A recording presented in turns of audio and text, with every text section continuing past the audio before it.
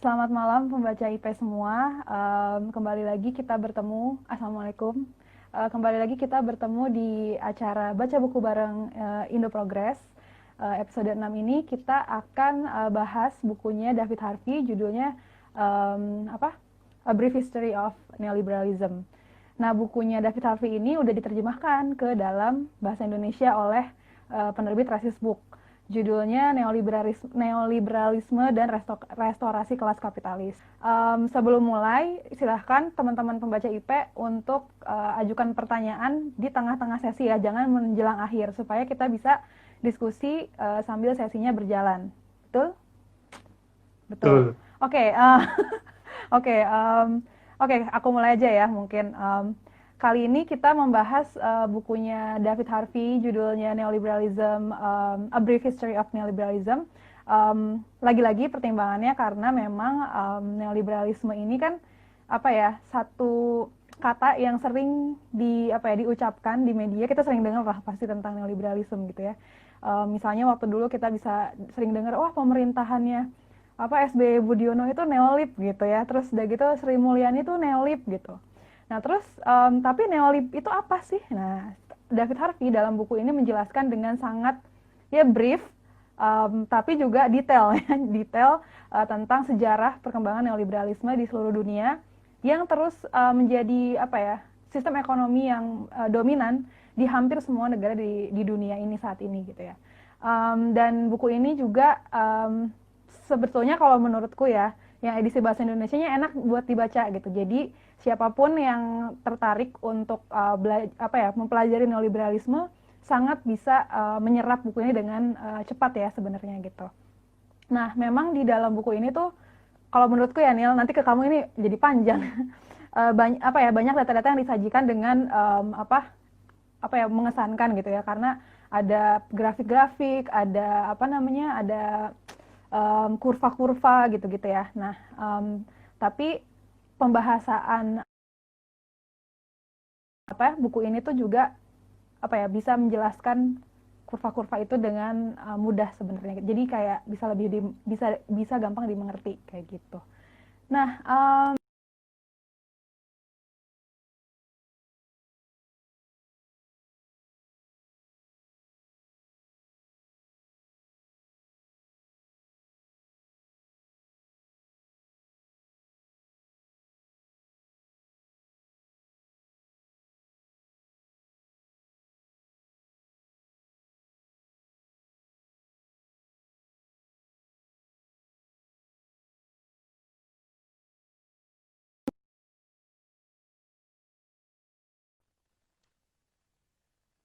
Ya, tes. sepertinya jaringannya rusak ini. Kayak di aku deh yang error ya. Iya, kan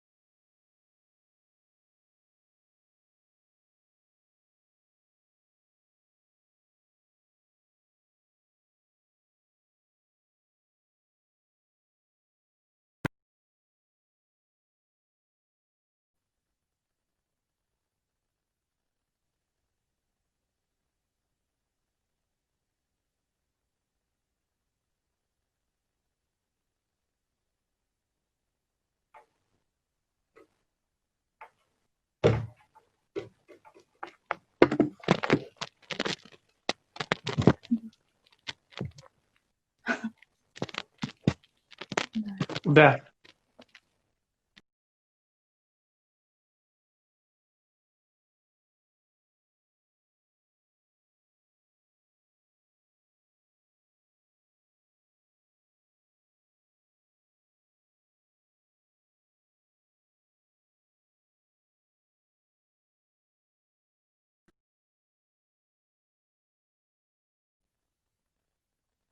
Udah, udah.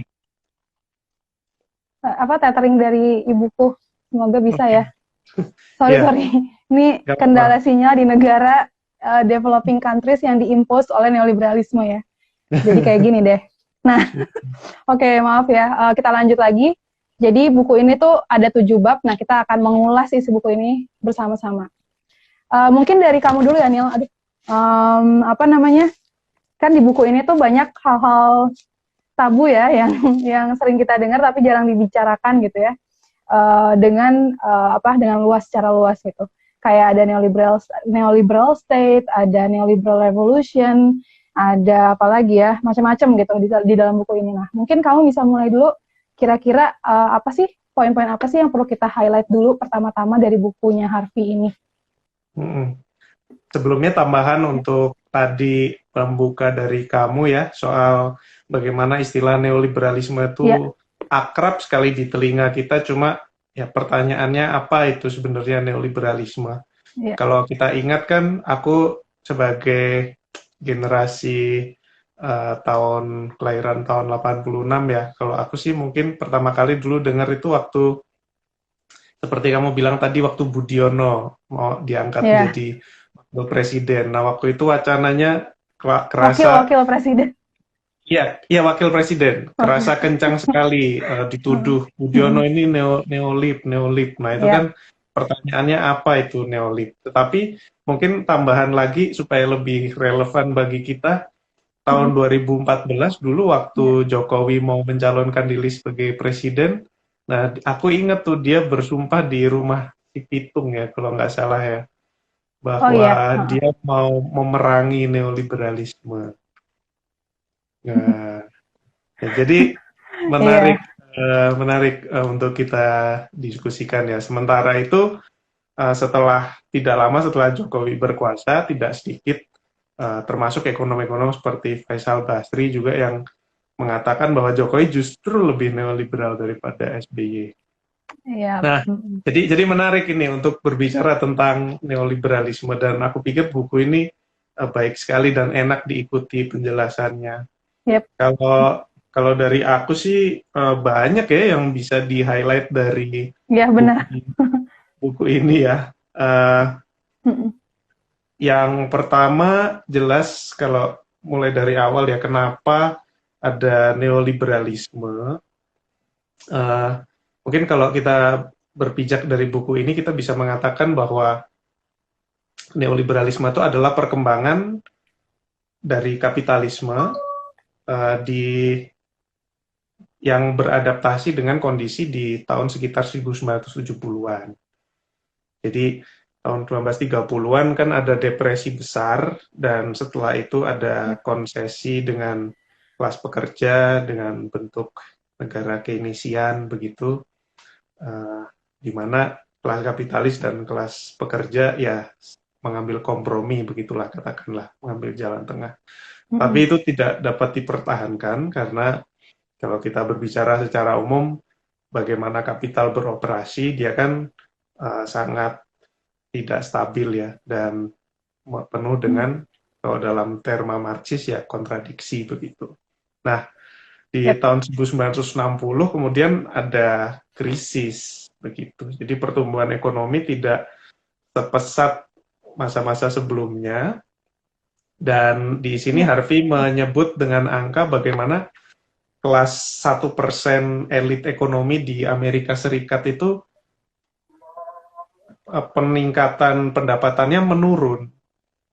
Jadi Hmm. sebelum Perang Dunia Kedua mereka 16%, kemudian kira-kira kemudian setelah Perang Dunia Kedua 8% dan itu bertahan, tetapi 1960-an kemudian menurun. Nah, ini yang menjadi masalah sehingga apa namanya perlu ada adaptasi-adaptasi baru dalam tatanan sosial yang ada dan ya itu yang memicu neoliberalisme di tahun 1970-an. Ya mungkin kurang lebihnya Iya. itu sih kalau latar belakang Iya. ya. Nah, Benar.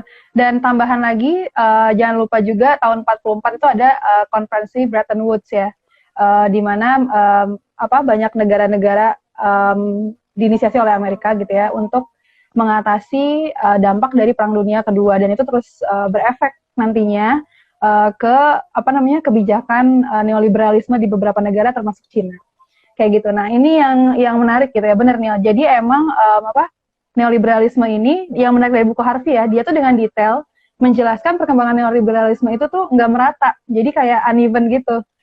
Beda-beda di tiap negara dan prosesnya juga beda-beda. Nanti kita bahas ya.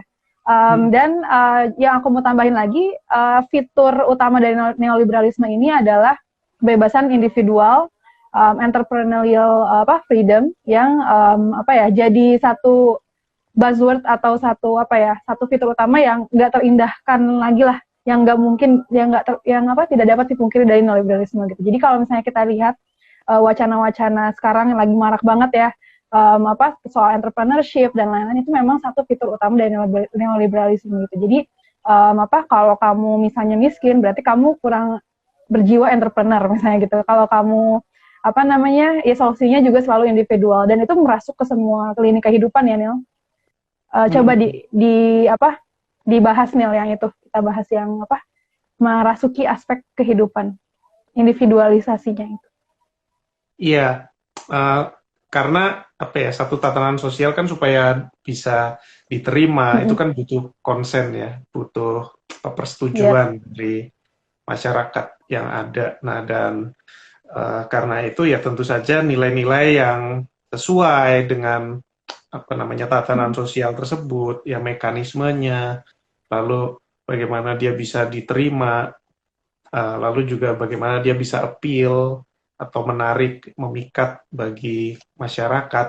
Nah itu tentu saja disesuaikan ya, dan yang bersesuaian dengan tatanan neoliberal ini ya jelas kompetisi, individualisme, lalu juga bagaimana rusaknya bentuk-bentuk solidaritas sosial ya yang dari masa sebelumnya itu mungkin lebih kuat. Tetapi mungkin kita perlu mulai dari yang lebih basic lagi nih, Phil. Jadi ya, boleh ya. sih sebetulnya? Ya, Oh neoliberalisme. iya, benar, neoliberalisme itu apa sih? Kalau secara singkat ya, itu terdiri atas peningkatan liberalisasi ekonomi gitu ya, yang ditandai dengan meningkatnya misalnya deregulasi, privatisasi gitu ya, liberalisasi ekonomi tadi. Dan negara ini juga tidak menghilang perannya, tapi dia ada untuk mengatur fungsi liberalisasi ekonomi tadi gitu. Silakan ya dielaborasi lagi, nanti aku bagian yang lainnya. Iya, jadi ada belokan neoliberal atau neoliberal turn di tahun 1970-an dan 80-an. Nah, salah satu penandanya ya adalah perkembangan lewat pemerintahan Margaret Thatcher di Inggris, Ronald Reagan di Amerika Serikat, yang mana tadi saya coba ceritakan latar belakangnya, itu latar belakang kondisi 1% di Amerika yang peningkatan pendapatannya stagnan atau cenderung menurun. Nah, jadi neoliberalisasi itu adalah proses restorasi kekuasaan dari kelompok kelas kapitalis. Ya, kelas kapitalis ini atau elit-elit ekonomi. Lewat cara apa? Lewat cara seperti tadi diceritakan Filza, liberalisasi ekonomi, bagaimana pasar dibuka seluas mungkin, lalu bagaimana arus modal dibuka supaya dikurangi hambatannya, lalu kemudian birokrasi diefisienkan, dan itu bisa kita lihat indikasinya adalah dengan bagaimana negara itu kemudian menjadi alat untuk memperlancar arus privatisasi ya, apa yang tadinya milik umum, milik negara diprivatisasi menjadi milik swasta, lalu juga arus investasi dipercepat, bagaimana modal asing itu menjadi semakin deras, lalu juga birokrasi berusaha diefisienkan, dan laju akumulasi kapital berusaha dipercepat ya, supaya pertumbuhan nggak stagnan dan supaya keuntungan bagi kelas kapitalis atau elit-elit ekonomi itu menjadi tinggi meningkat lagi. Iya, benar. Dan emang apa di dalam neoliberalisme ini tuh apa peran negara yang tadi ya yang disebut oleh Harvey state apa neoliberal state itu memang untuk memfasilitasi kepentingan dari kelas kapitalis atau dewan persen tadi untuk terus mengakumulasikan apa kapital gitu ya di seluruh dunia. Nah, yang menarik adalah tadi yang aku singgung di awal ya, perkembangan neoliberalisme itu sendiri tuh nggak sama di tiap negara gitu. Maksudnya di seluruh dunia itu nggak sama gitu.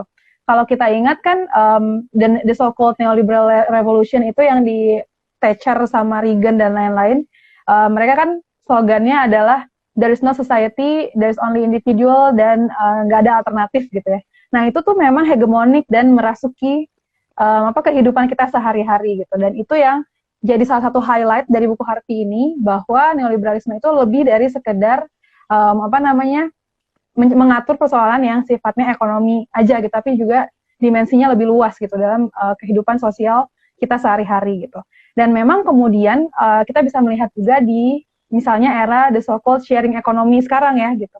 Apa namanya di mana apa seorang ilmuwan itu menyebutnya sebagai sharing economy yang kayak mitra dan pengusaha gitu ya, nggak ada karyawan sama pengusaha, tapi mitra gitu yang di startup terkenal di Indonesia ini ya, itu adalah bentuk neoliberalism on steroid gitu, karena memang di dalam neoliberalisme itu apa relasi-relasi sosial itu terindividualisasi dan semuanya transaksional gitu jadinya.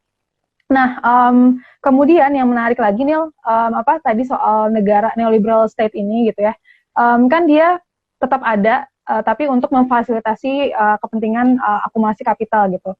Perannya minimal di situ aja gitu.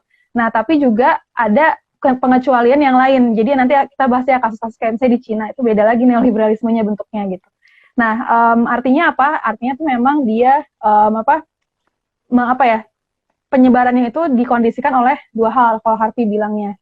Yang pertama bergantung pada sejauh mana kelas-kelas kapitalis di dalam sebuah negara itu bergantung pada negara, dan yang kedua kekuatan dari serikat buruhnya gitu.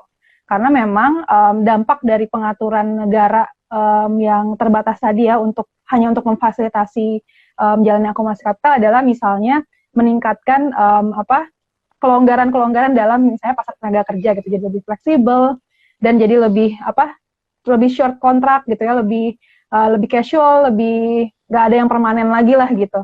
Nah itu yang di highlight banget juga sih sama Harvey ini gitu. Soal yang labor market flexibility, terus atau fleksibilitas pasar tenaga kerja, terus kayak misalnya hubungan kerjanya jadi makin kontraktual dan lain-lain gitu. Dampaknya itu. Kemudian di bab yang satu ini menariknya ada sejarah-sejarah detail ya Neil, kayak misalnya di Chicago Boys gitu-gitu. Bisa diceritain dikit nggak Neil? Iya.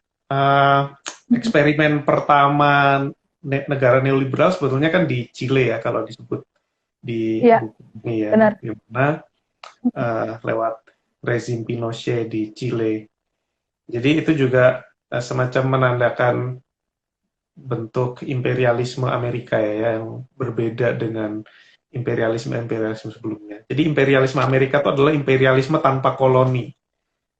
Jadi apa namanya? Dia hanya butuh orang lokal yang kuat di negara tersebut untuk menjamin bahwa apa namanya laju akumulasi kapital yang banyakkan dari Amerika yaitu menjadi mulus.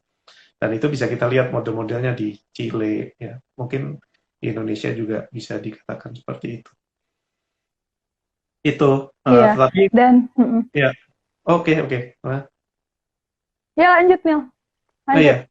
Ya, kalau pemikir-pemikirnya ya banyak disebut dari Chicago Boys ya, seperti kamu bilang gitu ya. Chicago Boys, Milton Friedman dan kawan-kawan.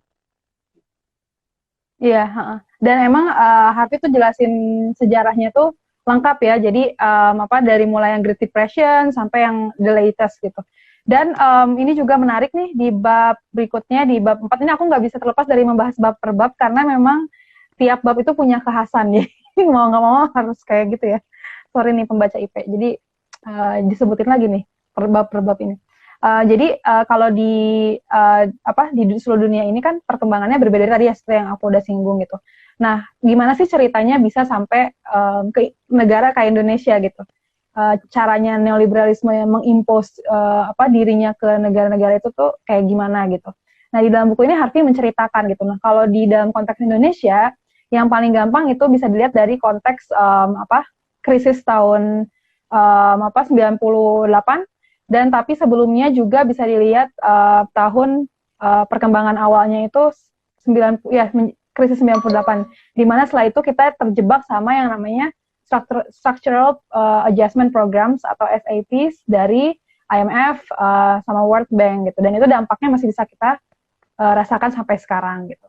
Nah, tapi aku mau menyoroti dulu sebelum ke sana ya, aku mau menyoroti dulu soal tadi yang kamu bilang juga dia kan memang mengubah relasi-relasi sosial gitu ya, termasuk misalnya dalam sistem kerja kita gitu yang lebih banyak kontraktual gitu. Kalau yang kamu baca gimana nih yang soal kontraktual atau temporary working arrangements, dan nggak ada lagi permanen workers dan lain-lain. Iya, itu salah satu bagian dari proses neoliberalisasi ya, bagaimana kekuatan kelas pekerja, kemudian solidaritas sosial kelas pekerja itu berusaha dikurangi. Lalu juga tadi kan juga disebut bentuk-bentuk solidaritas sosial ya, dan masyarakat jadi terindividu. Sama seperti yang tadi kamu bilang juga, bagaimana ada kutipan dari Margaret Thatcher itu ya, bahwa masyarakat itu sebetulnya nggak ada, society itu nggak ada. Yang ada tuh hanya individu-individu, pria dan wanita, dan juga lalu ada kompromi sedikit keluarga, gitulah. Jadi kita bisa melihat ya bagaimana ketika tenaga kerja dikontrakkan begitu, dikurangi dari status permanennya, maka ya upaya-upaya mengorganisir kelas pekerja, lalu juga berserikat, itu menjadi sulit juga gitu. Iya, benar. Jadi emang di dalam buku ini Harvey dengan eksplisit ya Neil bilang bahwa neoliberalisme ini tuh bukan teori, tapi dia adalah proses yang lebih dari sekedar teori ya. Jadi misalnya dia adalah proses yang sedang terjadi gitu. Dan Harvey menyebut misalnya kayak globalisasi yang terjadi sekarang itu adalah globalisasi neoliberal sebenarnya, karena itu nggak lain adalah bentuk bentuk neoliberalisme itu sedang diimpos ke negara-negara dunia selatan atau dunia ketiga lah gitu. Dan memang di dalam buku ini dengan detail ya diceritakan misalnya gimana Carlos Menem di Argentina, terus Pinochet di Chile, terus macam-macam lah di seluruh dunia gitu ya, diceritakan gitu gimana proses-prosesnya kurang lebih. Nah, yang khusus ada satu bab itu tentang Cina gitu. Jadi Harvey itu menyoroti itu di dalam satu bab sendiri. Kalau yang lain kan negara-negara lain tuh kayak ya udah dalam satu bab gitu barengan gitu. Kalau Cina tuh satu bab sendiri, karena mungkin menarik ya, karena kan dia ada namanya Partai Komunis Cina gitu ya, tapi kok neoliberal gitu. Nah, ini menarik nih menurut aku juga. Gitu. By the way, ini ada pertanyaan-pertanyaan nih. Oh, ya boleh deh sebelum bahas yang lain-lain ya, boleh. Bentar lihat dulu gimana sih. Kamu bisa lihat pertanyaannya nggak? Di aku nggak bisa kelihatan ini. Oke, coba tolong dibacain. Yang pertama dari Bagas Pranowo. Kak mau tanya dong, untuk melawan neoliberalisme ini apakah salah satunya bisa melalui gerakan degrowth? Apakah mungkin terjadi satu tatanan masyarakat tanpa pertumbuhan ekonomi? Terima kasih. Bagas. Nanti kamu tambahin ya Neil, aku jawab dulu dari pernyataannya Harvey di dalam bukunya gitu. Jadi kalau menurut Harvey kan memang di dalam neoliberalisme ini human rights diskurs tentang human rights itu naik ya. Cuma menurut dia itu nggak cukup gitu. Jadi harus ada usaha untuk menghadirkan demokrasi yang lebih substansial gitu ya.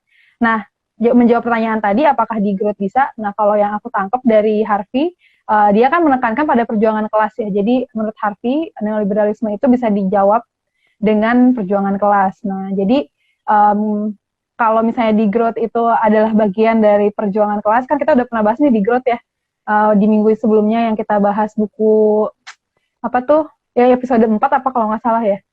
Ya mungkin bisa jadi jawabannya gitu. Cuma kan memang apa sih perjuangan kelas itu juga perlu kita pelajari lebih lanjut. Nah, itu sih kalau dari aku, silakan Nil, ditambahkan.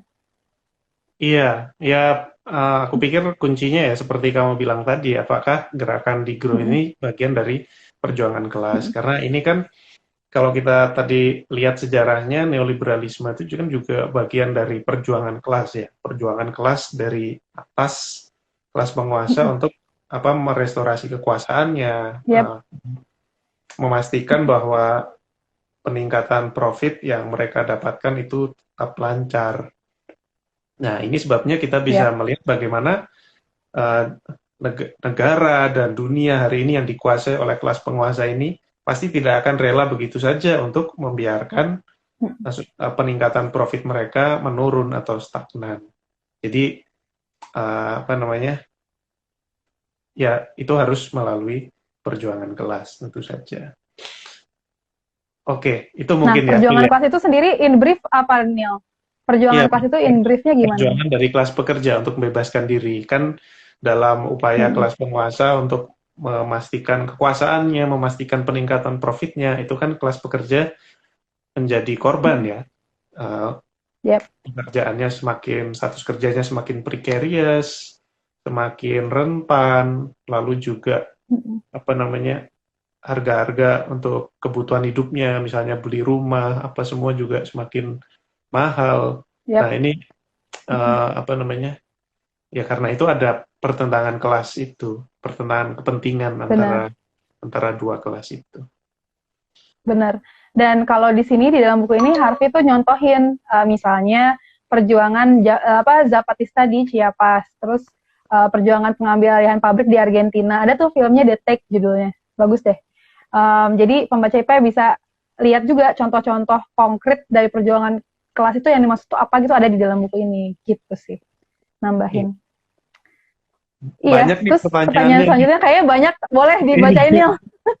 Banyak Boleh banget. Nil, Yang kedua boleh nih boleh. Aku nggak bisa Anindya. baca soalnya di sini. Oke, Anindya Jati. Berarti sederhananya neoliberal adalah perkembangan dari kapitalisme yang mana negara sudah ikut campur di dalamnya, begitu. Cenderung pro pemilik modal. Silakan Nil.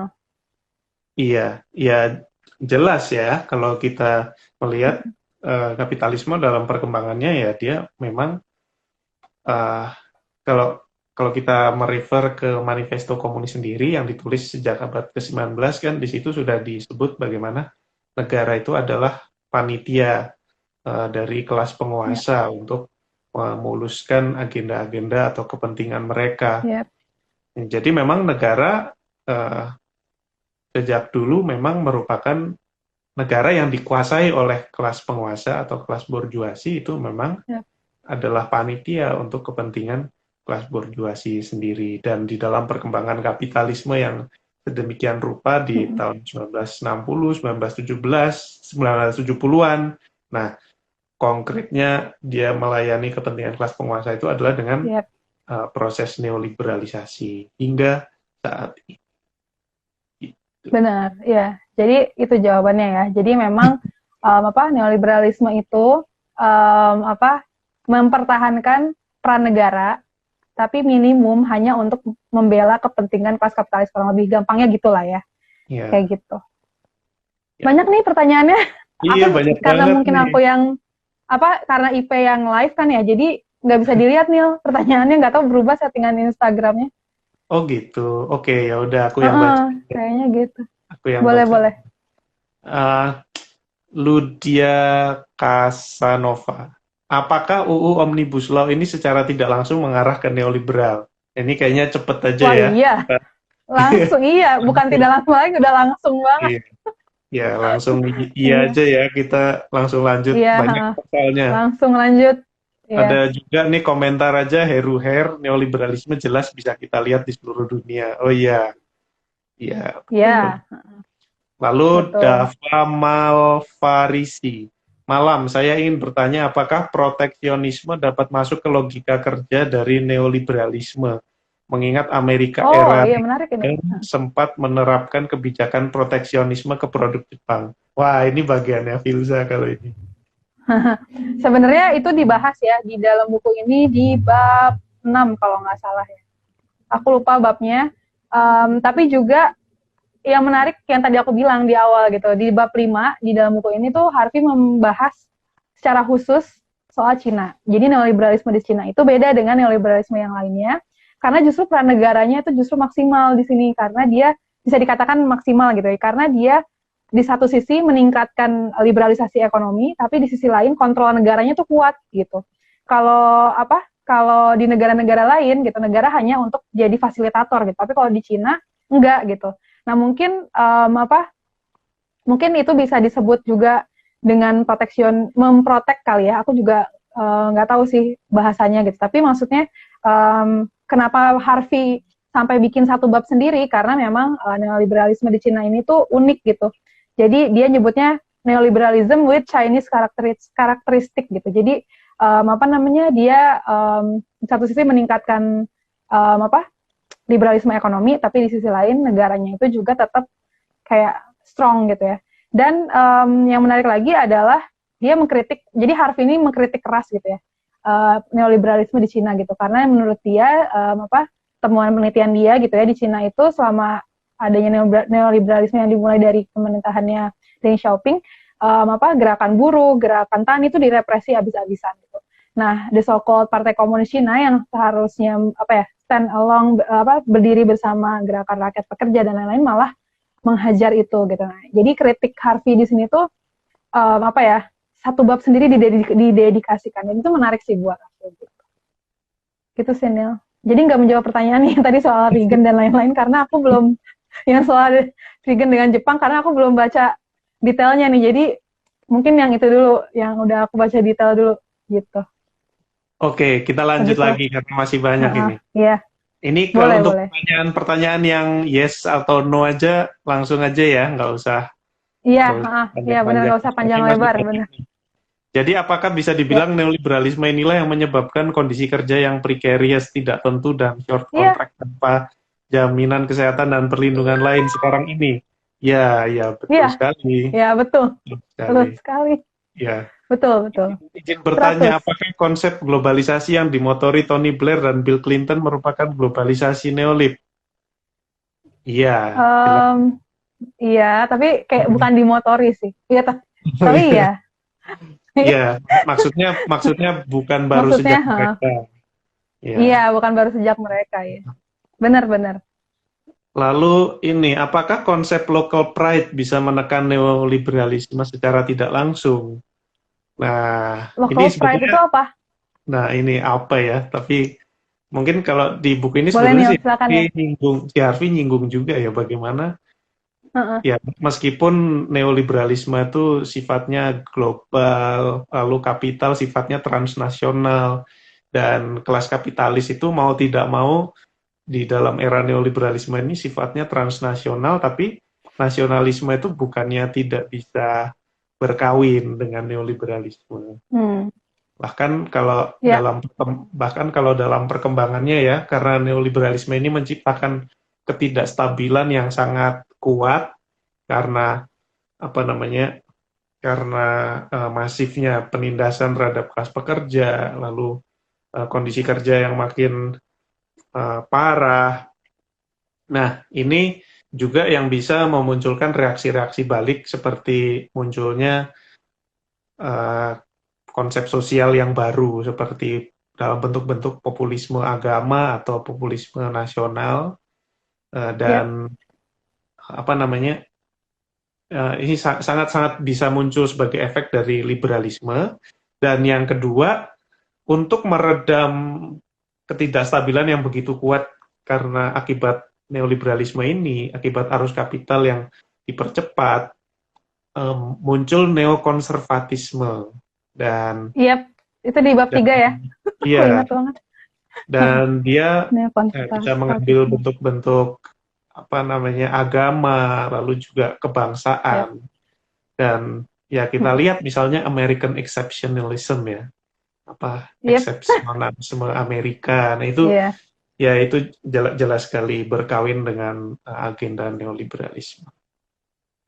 Benar banget. Dan meskipun itu menekankan Meskipun di sisi Iya, nggak lain ya, apa-apa. nasionalisme dari dunia ketiga atau negara-negara Global South ya bisa juga menjadi ekspresi perlawanan mereka terhadap imperialisme Iya, Amerika. Misalnya kita bisa lihat itu di Kuba, ya Patria o Muerte, atau, yoi, iya benar, di negara-negara Amerika Latin seperti Bolivia iya gitu.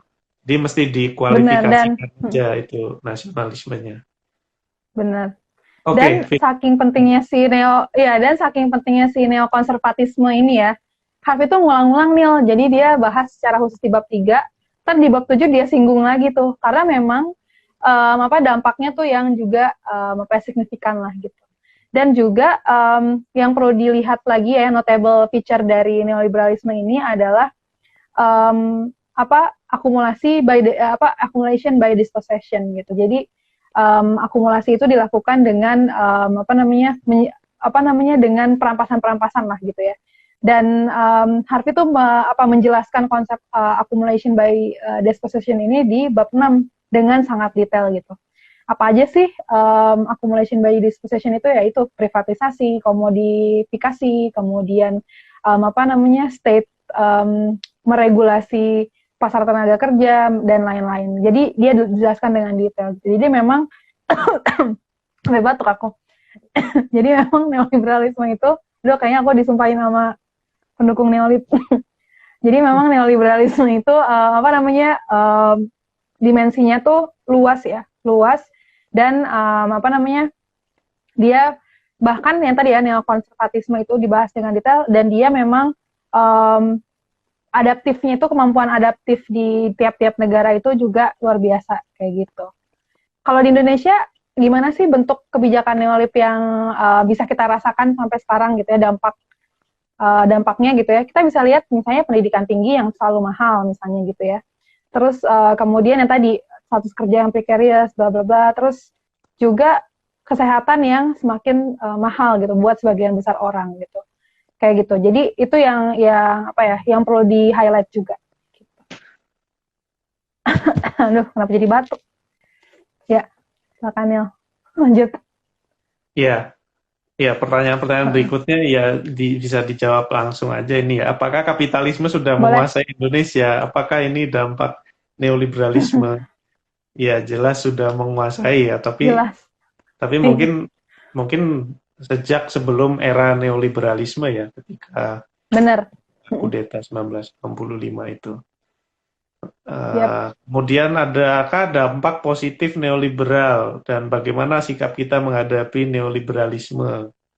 Gimana, Phil? Ada positifnya nggak? Nah, kamu dulu Nil. Kamu dulu. Kalau menurut aku sih nggak ada ya. Apa ya dampak positifnya ya? Nggak ada Dampak, sih.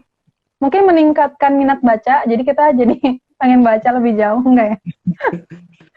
ya, dampak positif, Kayaknya nggak eh, ada sih. dampak positif neoliberalisme ya. Kalau aku sih membacanya secara dialektis ya, artinya ketika penindasan terhadap kelas pekerja itu makin masif, kesadarannya juga melalui proses ya akan berkembang juga kesadaran kelas pekerja bahwa mereka ditindas dan harus melawan untuk bebaskan diri, ya akan meningkat juga. Nah, cuma aku bisa Iya. kebayang ini, Phil. Ini kan kalau kita melacak kembali sejarahnya kan itu di tahun 1960-an ya, ketika pertumbuhan ekonomi mulai stagnan atau menurun. Nah, lalu kemudian adaptasinya adalah neoliberalisasi. Kamu bisa bayangin nggak sih Yep. hari ini ya, setelah neoliberalisasi sekian dekade, kemudian pertumbuhan ekonomi juga cenderung stagnan, menurun, apalagi sekarang kena corona, kita menghadapi Yep. resesi ekonomi. Kita bisa bayangkan nggak sih adaptasi kapitalisme pasca corona ini kayak apa lagi? Ya, aku sih bisa bayangin, bisa dibilang akan lebih canggih sih. Karena tadi ya, yang kamu bilang aku sepakat gitu ya, semakin ditindas, kalau dalam proses dialektiknya gitu ya, tentunya kesadaran kelas pekerja akan semakin tinggi. Tapi memang tantangan di dalam neoliberalisme ini kan juga tinggi ya. Jadi karena semakin teratomisasi, terlebih lagi pandemi nih gitu ya, mungkin tingkat terindividualisasinya lebih tinggi lagi gitu ya. Itu juga jadi tantangan ya, karena memang selain secara struktural, secara masif gitu ya, secara sistematis, serikat buruh atau gerakan rakyat, gerakan serikat buruh, gerakan sosial itu direpresi gitu ya, melalui tadi ya, pengaturan pasar kerja, tenaga kerja yang casual, terus tidak ada perlindungan, tidak ada jaminan apapun kayak gitu-gitu. Nah, pengindividualisasiannya juga jadi challenge sebenarnya gitu. Jadi how to overcome this challenge sih kalau menurut aku gitu. Dan makanya agensi perlawanan balik gitu ya dari agensi itu sangat penting gitu. Maksudnya agensi itu bukan agensi HRD industri kreatif, bukan, tapi maksudnya kayak dari kita yang ya bukan, tapi dari kita misalnya yang punya kesadaran itu untuk mengajak sebanyak mungkin orang kayak gitu untuk bisa melawan balik misalnya kayak gitu. Jadi itu yang menentukan juga gitu. Jadi ada banyak faktor yang menentukan lah gitu. Nah, untuk melawan neoliberalisme sendiri, menurut aku sih yang penting kerangkanya tadi ya, gimana kita untuk perjuangan kelas itu melawan kekuasaan kelas the 1% tadi sih gitu. Caranya sih macam-macam tentu aja. Gitu sih.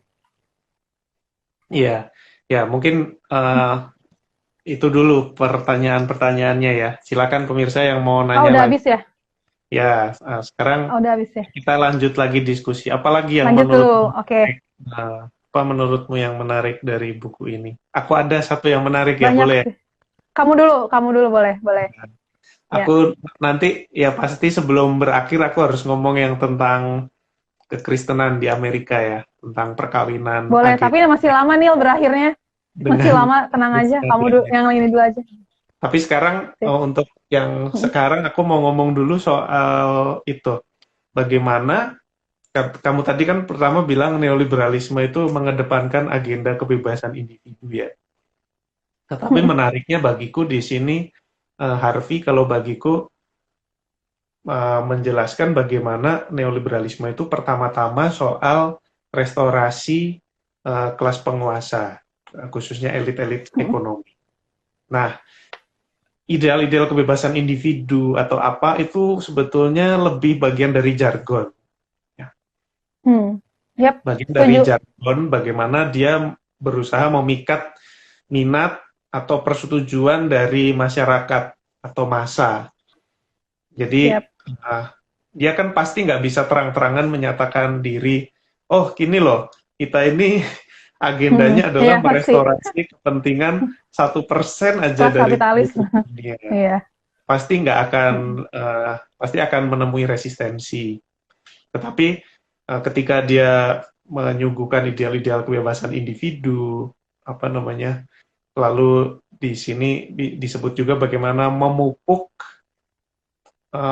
mentalitas kelas menengah dengan semangat untuk berkompetisi, berkarir, memanjat tangga, prestasi, lalu juga memiliki rumah sendiri, private property, dan juga berkarir, berentrepreneur, berwira swasta.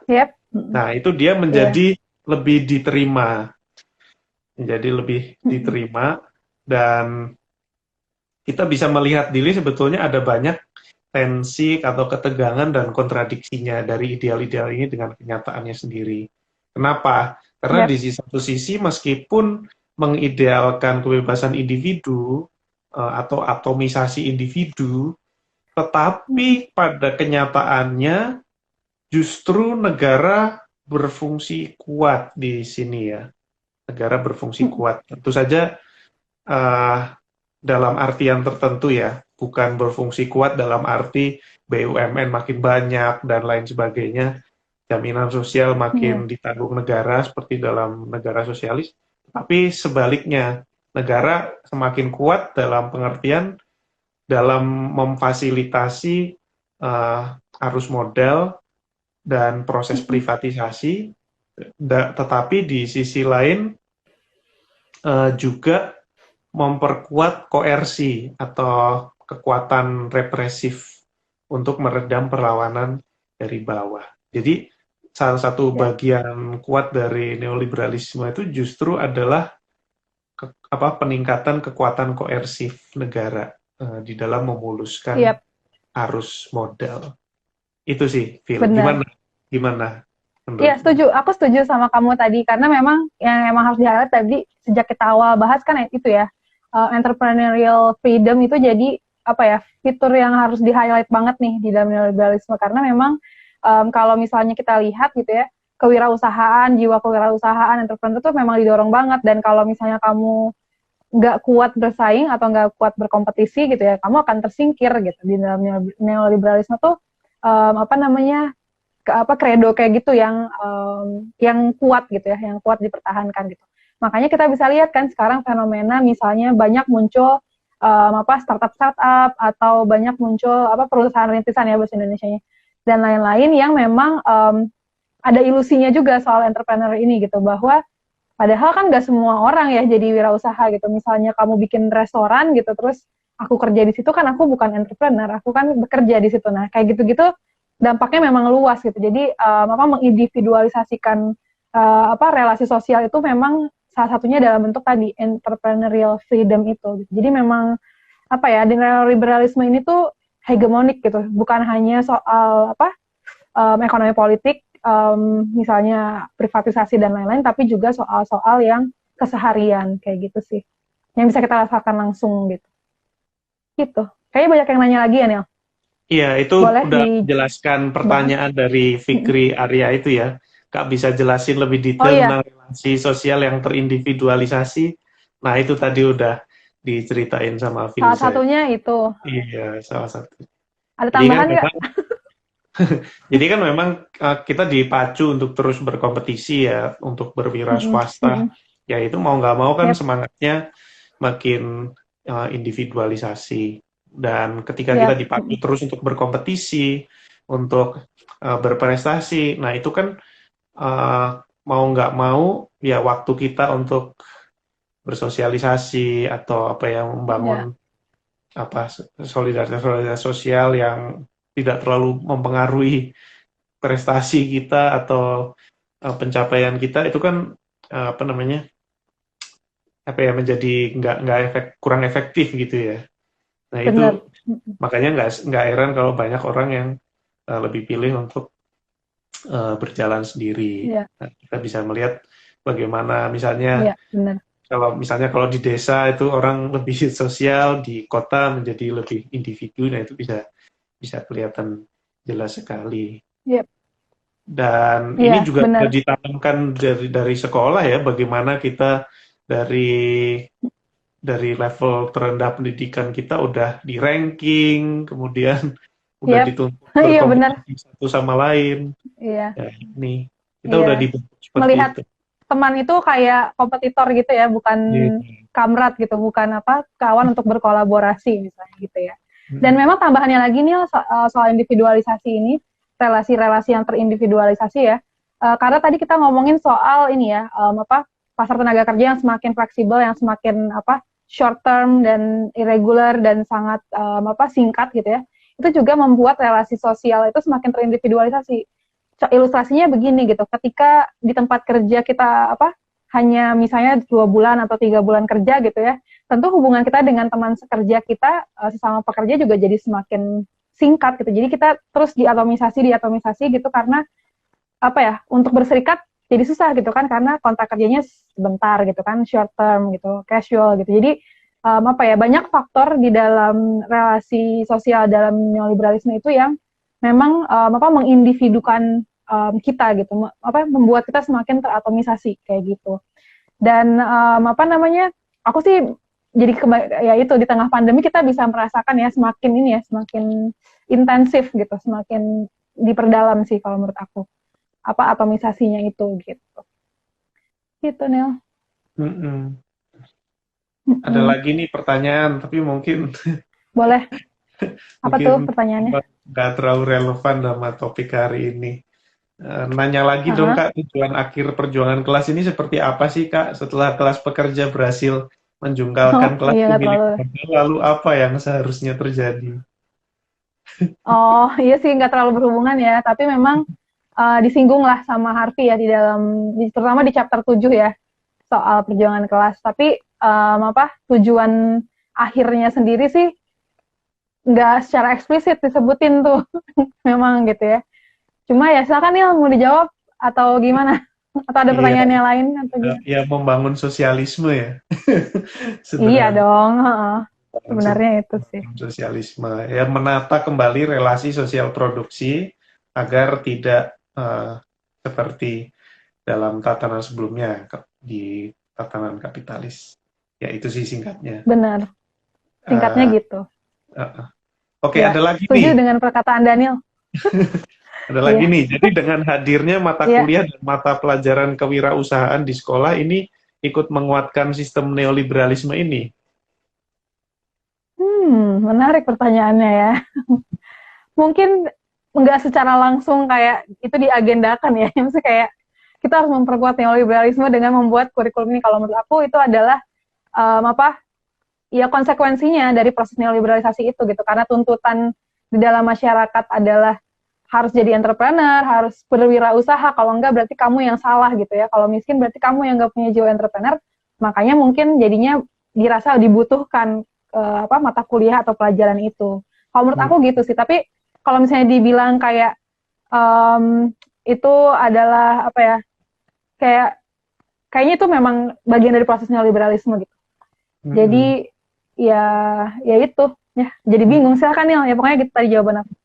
Ya kalau aku sih ya istilah bagian itu mungkin yang paling pas ya. Dia bagian dari proses neoliberalisasi. Yeah. Jadi tatanan sosial itu kan akan juga mendorong nilai-nilai yang sesuai dengan dia, yang memperkuat dia. Yeah. Tapi kalau dibilang memperkuat, ya menurutku pasti di dalam pelajaran-pelajaran itu juga diajarkan atau ditanamkan nilai-nilai yang ikut memperkuat tatanan neoliberalisme ini. Ya kan orang dituntut untuk didorong untuk berkompetisi, untuk mengejar prestasi individu dan lain-lain.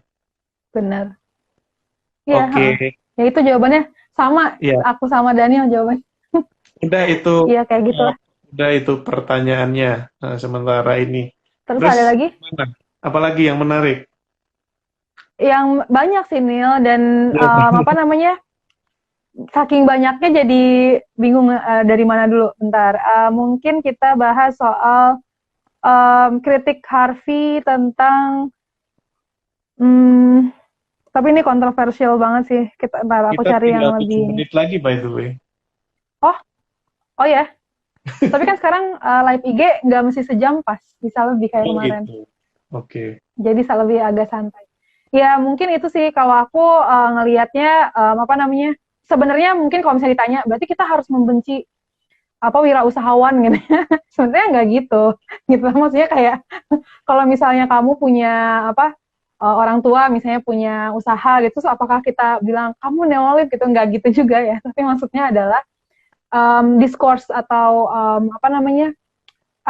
hegemoni yang bilang bahwa kalau kamu nggak berjiwa entrepreneur, maka kamu itu ya kalau misalnya kamu miskin tapi itu karena kamu nggak berjiwa entrepreneur. Terus kayak kalau kamu sukses kamu harus punya jiwa entrepreneur. Nah itu yang mau di highlight sebenarnya gitu. Tapi kalau misalnya ada wirausahawan yang kecil-kecil gitu ya tentunya nggak perlu langsung dibilang gitu ya kayak kamu part of neoliberalism, itu nggak perlu gitu karena memang kita semua kan ada di dalam sistem itu gitu. Jadi takutnya disalahpahamin gitu Nil, kayak maksudnya kayak jadinya mama gitu, papa kamu ini ya entrepreneur gitu ya, berarti kamu kan neoliberal, jangan gitu juga gitu. Kayak maksudnya ini coba supaya tidak disalahpahami. Jadi discourse tentang entrepreneurial freedom ini memang mengemuka banget ya di dalam neoliberalisme gitu sih. Aneh ya Nil, sorry ya. Iya, nggak apa-apa. Ada yang nanya lagi nih, Kak minta pendapatnya sama kewirausahaan sosial dong. Nah ini menarik nih. Kau mau itu nggak? Mau menyampaikan social entrepreneurship ya? Iya. Nah ini sebenarnya udah banyak kritiknya. Ini tuh yang salah satunya ini loh Nil, yang kayak program-program microcredit yang diluncurkan untuk misalnya membantu perempuan-perempuan di desa misalnya kayak gitu. Itu kan dikategorikan sebagai social entrepreneurship gitu kan, kewirausahaan sosial gitu. Nah itu sebenarnya Muhammad ya Yunus. salah satunya Grameen Bank. ya yang Grameen Bank misalnya contohnya ya. Nah itu udah banyak kritik buat itu terhadap kritik terhadap kewirausahaan sosial melalui microcredit itu udah banyak yang melakukan kritik, terutama dari feminis-feminis sosialis tuh udah banyak yang melakukan kritik itu.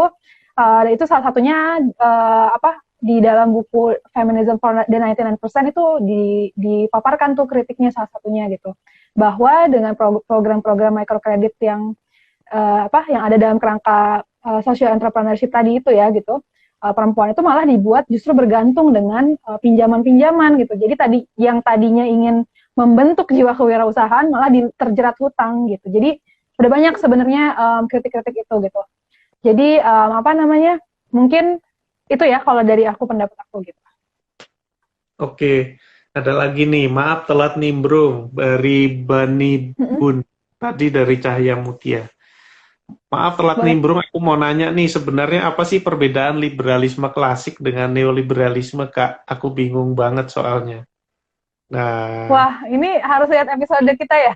Yang episode 1, episode 2 sama episode 6. Ada tuh jawabannya.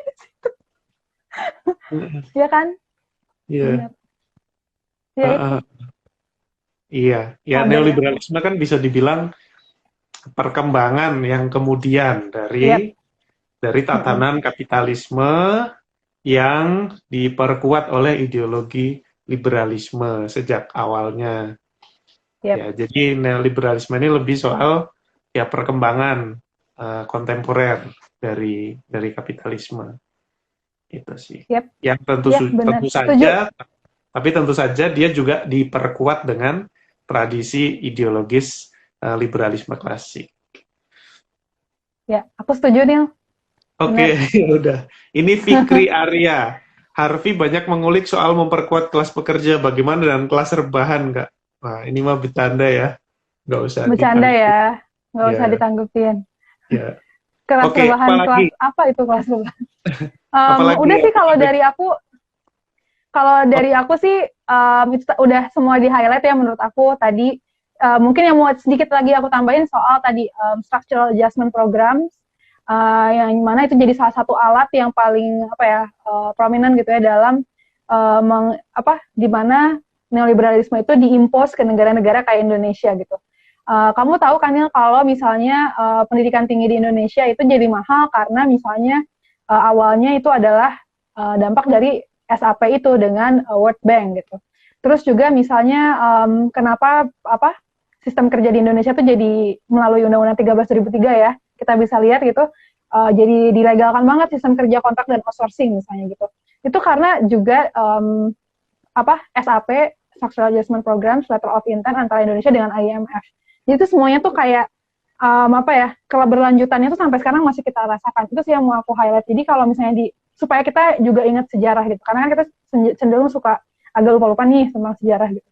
Itu yang bisa kita highlight. Dan juga kalau misalnya dibilang lagi gitu ya, apakah pemerintahan sekarang itu pemerintahan neolib gitu ya? Tentu aja iya jawabannya, karena dia jelas-jelas memfasilitasi kepentingan dari kelas Dewan Persen. Itu sih yang mau aku highlight, Mil. Tambahan memperkuatnya gitu.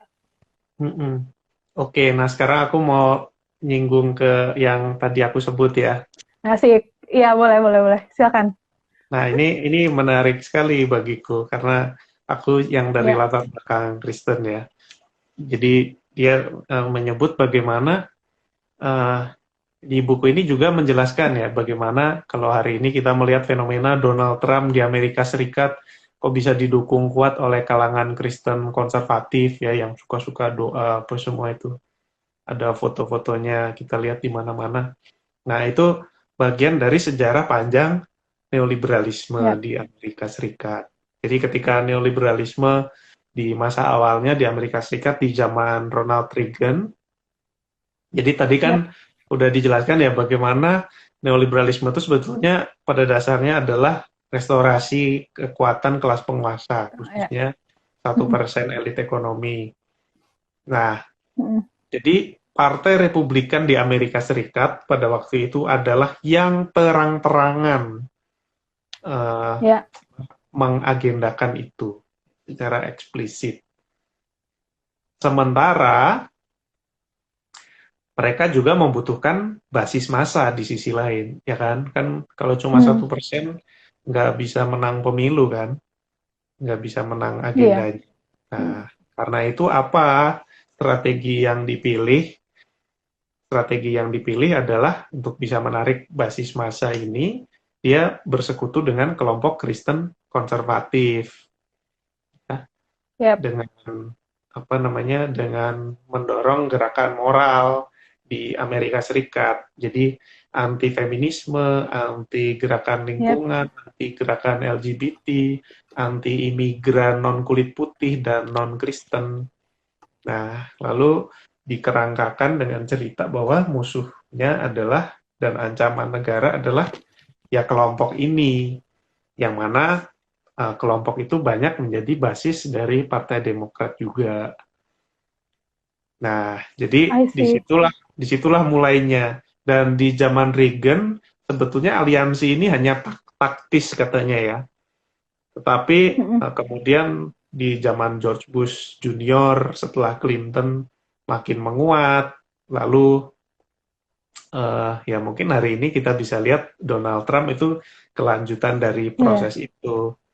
Jadi itu sejarahnya bagaimana Partai Republikan ya menjadi apa hilang basis liberalnya sama sekali, warna Hmm. liberal. Dia menjadi neokonservatif itu tadi, dia mengambil Mm-mm. posisi meningkatkan represi, militerisasi, ya dia mendukung proses Yep. militerisasi. Kita lihat bagaimana Black Lives Matter itu Trump mendukung represi lewat militer gitu kan.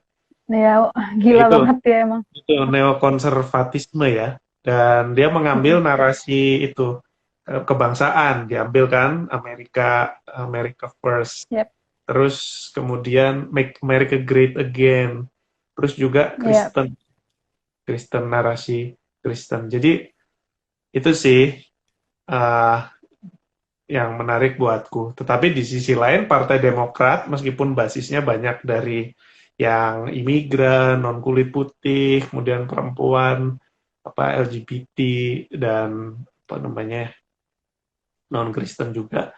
Tetapi untuk bisa bertarung di politik elektoral, mereka juga tidak bisa mengagendakan agenda perjuangan kelas pekerja, ya kan? Karena mereka Hmm. butuh Yep.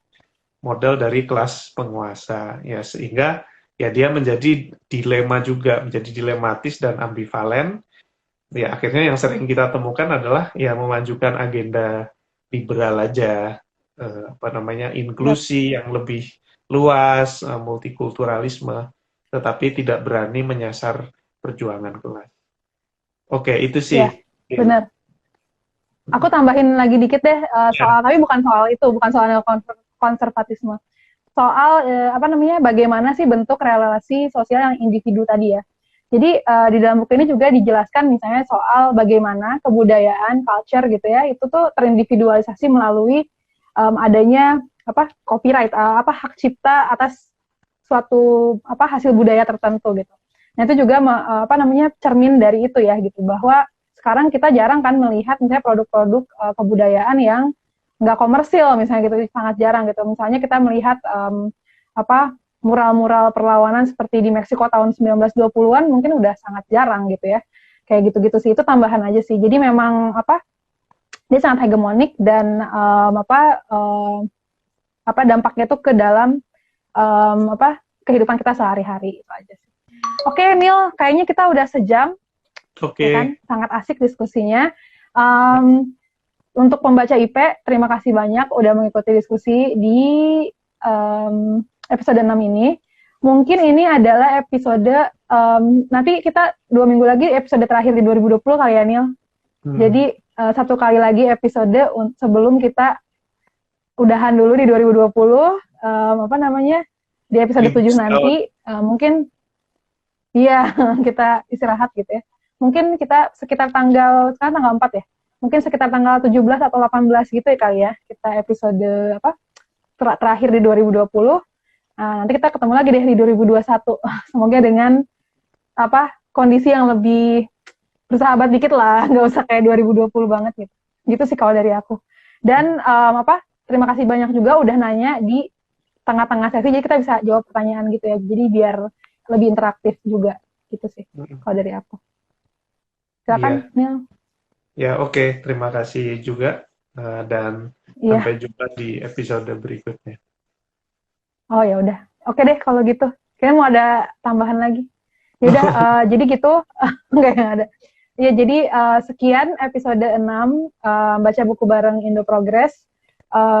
Nantikan episode terakhir di 2020 sekitar 2 minggu lagi lah. Udah, nanti kita penutup refleksi akhir tahun 2020-nya nanti aja, jangan sekarang. Ya udah, terima kasih semuanya, terima kasih Neil semuanya, pembaca IP. Sampai ketemu lagi. Dadah. Ya, dadah.